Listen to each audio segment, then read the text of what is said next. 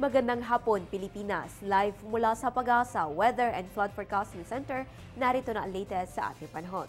Ang bilis na mga araw, mga kababayan, na lalapit na naman ang weekend. Kaya bilang inyong gabay sa mga susunod na araw, narito po ang 3-day weather forecast ng Pag-asa. Simulan natin sa Baguio City. Ang temperatura ay maglalaro sa agwat na 13 to 23 degrees Celsius. Asahan po ang isolated light rains sa susunod na 3 araw. Dito naman sa Metro Manila, makaranas po ng mahihinang pag-ulan bukas at fair weather sa darating na weekend. Punta naman tayo sa Metro Cebu. Magiging maulap po ang panahon bukas kaya magdala ng payong pagpasok sa school o opisina. Asahan naman ang fair weather sa darating na Sabado at Linggo.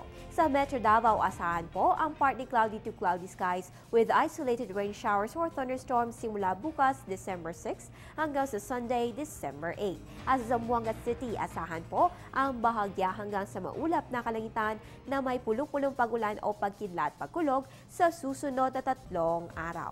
At yan ang 3-day weather forecast ng Pag-asa. Para sa ating localized weather update, antabayanan sa aming pagbabalik. Teng, ang package.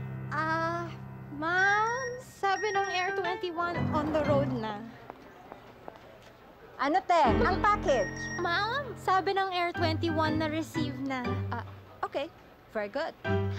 Basta padala, sagot ka ng Air 21. May real-time delivery updates via text para worry-free ka. Teng, ang package, napadala mo na? Yes, ma'am, sa Air 21. Sa Air 21, sagot ko, padala mo.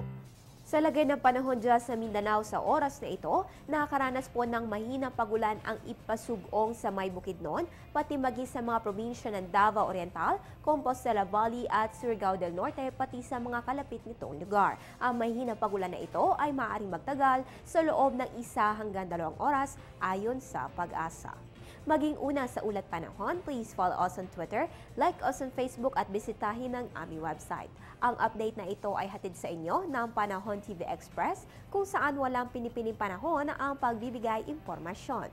20 tulog na lamang Pasko na mga kababayan. Ako po ang inyong weather girl April Enerio. Magandang hapon.